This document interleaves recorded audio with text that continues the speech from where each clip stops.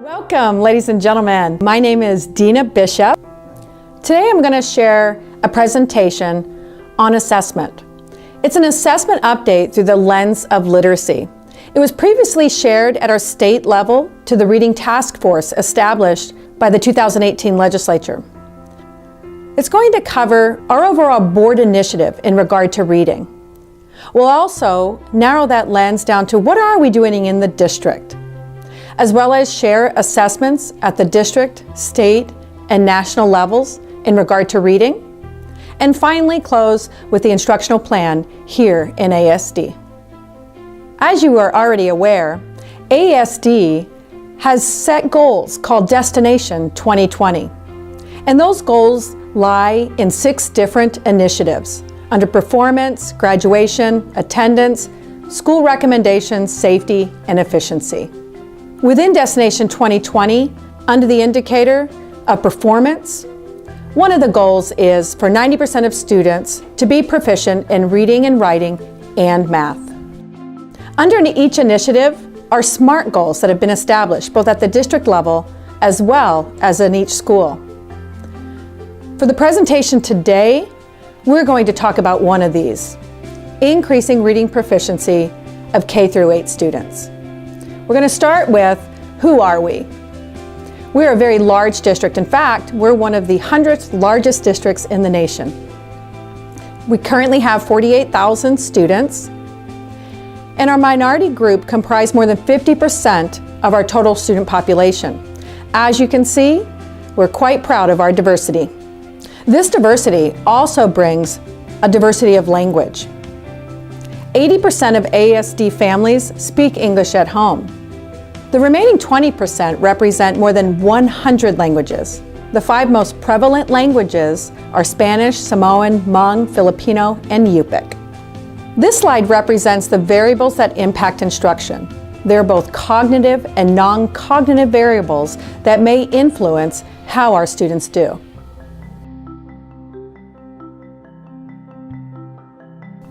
The literacy need in our state has been established for quite some time. In 2012, ASD adopted the Common Core State Standards. In fact, the Anchorage School District was the first in the state to adopt a higher level, more rigorous standards. The state of Alaska followed with the Alaska State Standards. The Common Core Standards and the Alaska State Standards are slightly different. However, the rigor established in both has increased. And our data demonstrated that our teaching practices did not universally change back in 2012 when the new standards came aboard. As you are aware, the last English language arts materials adoption prior to Cengage was in 2005. Many schools didn't receive their materials actually until 2008 and 9. Another indicator that's interesting to know is about our mobility rate. Our mobility rate is about 30%, meaning that 3 in 10 students within our classrooms would move in or out across the district. And as you know, student learning is impacted by the transiency rate of our students. To demonstrate the increased rigor in the Alaska standards, I have a map from EdWeek sharing data about the journey of the Alaska State Standards. In 2005, the overall grade for Alaska Standards was a D. In 2011, it remained a D. Many educators across the state, including many in Anchorage, participated in creating the Alaska State Standards. By 2015, we received a grade of an A by EdWeek. The change in rigor has been tremendous, and it has literally changed the floor underneath our feet. Not only for our teachers, but for our students as well. More is being asked of students and teachers than ever before. To understand where we are, we have district assessments for literacy. AIMSweb is the reading curriculum-based measure. It's administered 3 times a year in grades K, 1, and 2 universally in our district. The results demonstrate in 2nd grade that 60% of our students are proficient with their reading fluency. As students get older, we have more comprehensive assessments of their learning. The measures of academic progress are given in grades 3 through 9. It can be also given up to 3 times a year. Last spring, approximately 36% of our third grade students met or exceeded their typical growth in reading. Our third graders are at many different levels, and our goal is for them to meet that yearly growth. 1/3 of our students met that target. As we move to the state, of course you're aware of the new assessment, PEAKS. This is administered in grades 3 through 9. Last spring, approximately 46% of our students demonstrated proficiency or advanced proficiency in English language arts. As PEAKS is a state assessment, we like to take a look at other districts around the state and how they're doing compared to our students.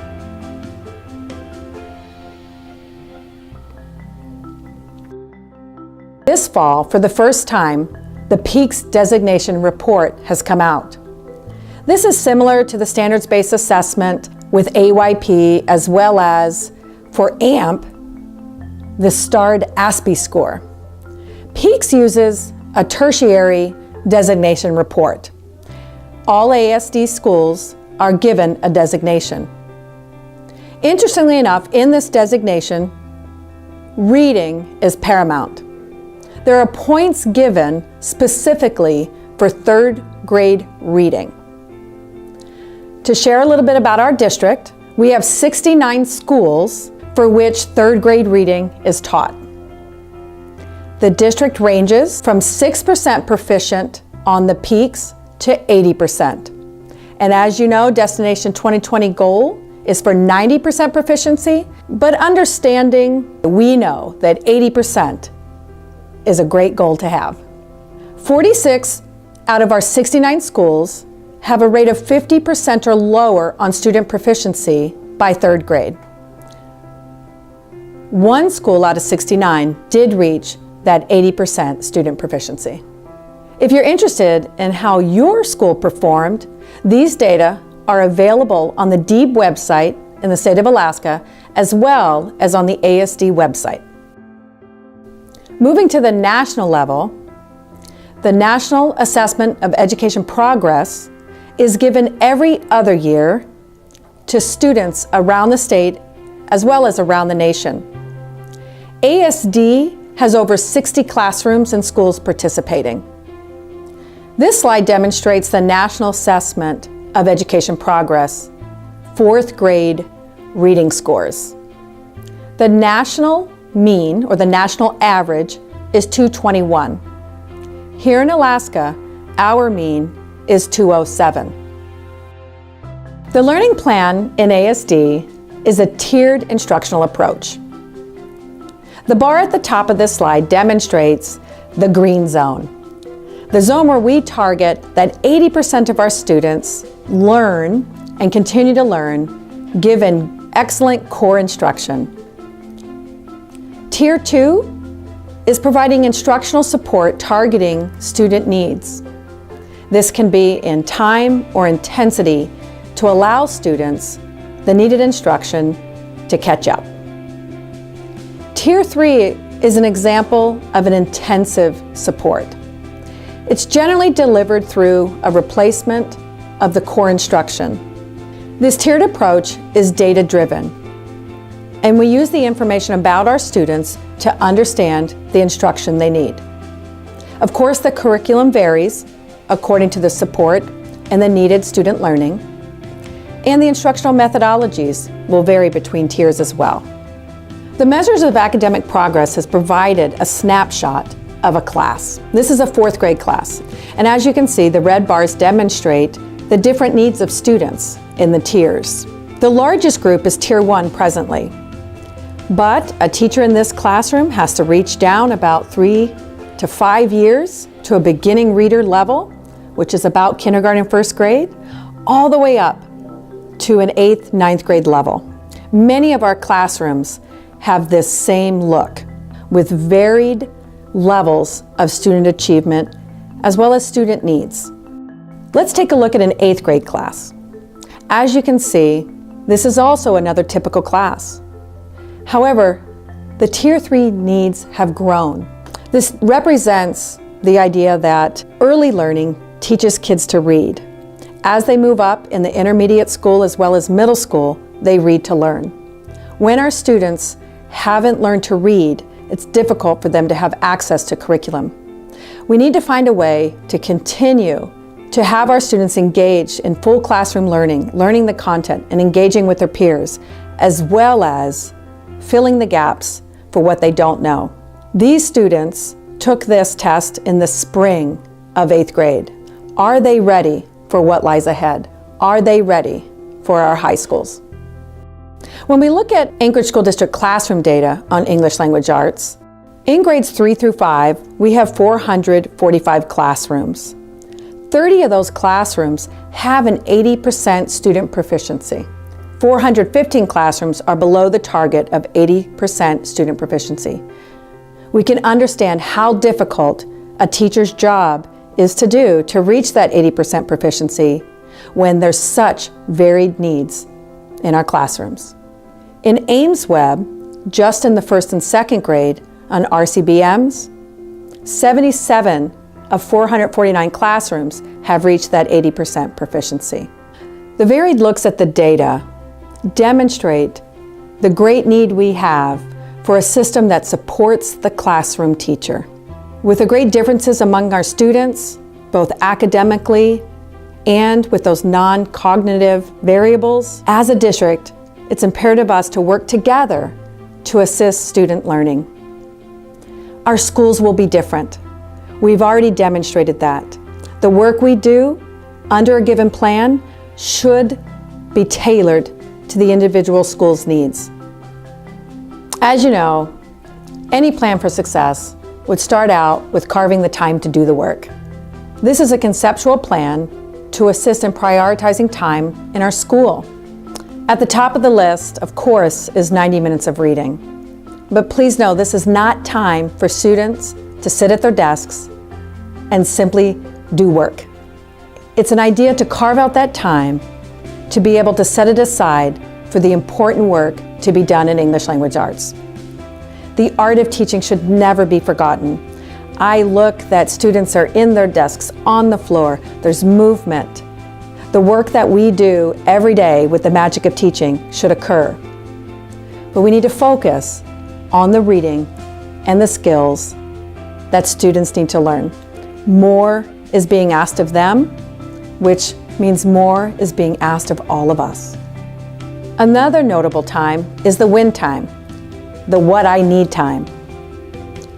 This is given to satisfy specifically what do our students need, and we use their data to inform us.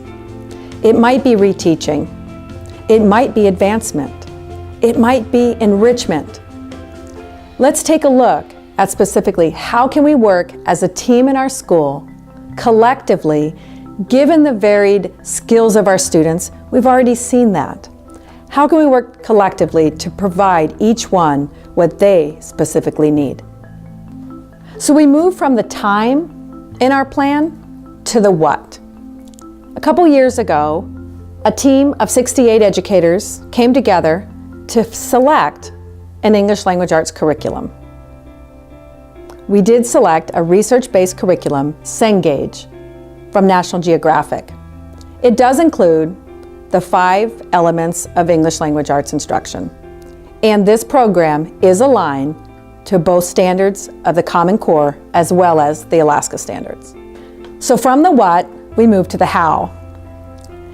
And we've established priority plans. Truly, this just says what should be our priority in teaching. And the priority is ensuring that students are taught the standards. You might call these the must-dos or the non-negotiables. We want to ensure what Marzano says is a guaranteed and viable curriculum. Our parents and students expect, and I think they have the right to know, that when they enter our classrooms, they're going to have the opportunity to learn what they need to know and what they are going to be assessed on. I'd like all our elementary teachers to know that this isn't just happening at the elementary school.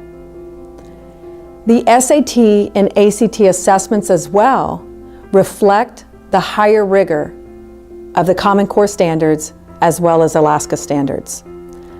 The plan provides for systematic instruction that is explicit in what students are expected to learn and do, rather than being implicit. So how are we doing this together? Through the implementation and practice. Nothing is ever perfect, but our goal is to build competency in evidence-based reading instruction in all educators. A high-quality return on professional development is to be provided the opportunity to learn in the workplace. The hiring of instructional coaches was to do just that, assist with data, model and support at the classroom level daily. Also, support through a multi-tier system the infrastructure for student learning. We've also worked with a consultant, and we're learning by doing learning walks. 16 schools in ASD opened their doors of their classrooms to demonstrate their teaching so that others could learn. Many principals from around the district took part in these walks to understand the difficulties of the classroom, the successes of the classroom, and to get feedback in understanding great instructional practices. Training is also continued with the principals and instructional coaches, as well as site-based professional development, paying particular attention to what each building needs, looking at each building's data. We are monitoring the progress along the way. Of course, we've already stated that we have the universal screenings of AIMSweb and MAP. But as you know, we also use many program embedded assessments in our classrooms. We've always used these. Teacher observations are key. Understanding through your clipboard checks, exit tickets, and all the other things you do to know about students' learning, you want to know and understand what your students are doing. And you're documenting that along the way so that we know where our kids are and where they next need to be. We progress monitor students to ensure that we have learning going on, and especially ensure that catch-up growth is happening as well as accelerated growth. We want our students to learn a year for a year or even more in a year if they need catch-up growth. Our literacy journey in ASD hasn't been without its challenges, but we're moving along the path and orienting ourselves to the future. We have great schools and great teachers, and I look forward to the success to come. But truly, historically, we haven't had a district-wide instructional framework. Application of research-based information of what works in classrooms also hasn't been universally moved from research into practice. Learning new standards in a new curriculum with increased rigor isn't easy. And having the alignment to the Alaska and Common Core standards takes time. This is difficult work. There's a new level of district accountability for student learning in English language arts, not only at the national level and the state, but right here in our own community. All stakeholders want to know what is the value of the investment. And finally, it can't be understated. There's a challenge to find the time for our professional learning. It is important that we work together as educators to meet the goals for our students. Time for our learning is paramount. The state has focused its support on reading and English language arts.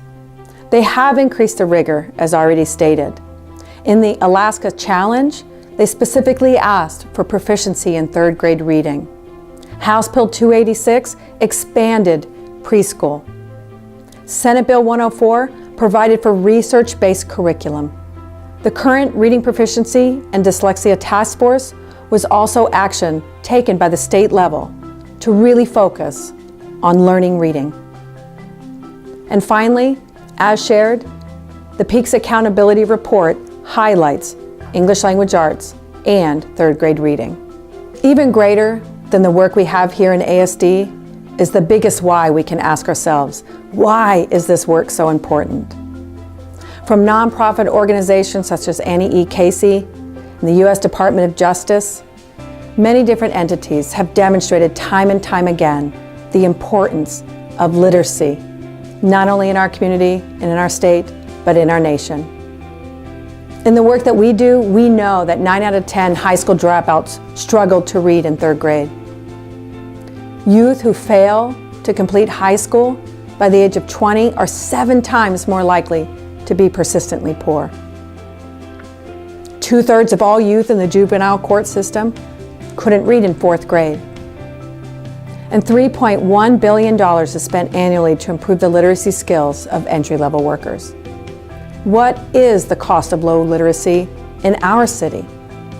Finally, I want you to know I believe in our work. I believe in our teachers, our schools, and our students. Paramount to Alaska is that public education will ensure a literate citizenry. The ability to read, write, and communicate is a guarantee we must provide our children. Literacy is a cornerstone of our democracy and the hope for their future. Thank you for the work you do every day in educating all students for success in life.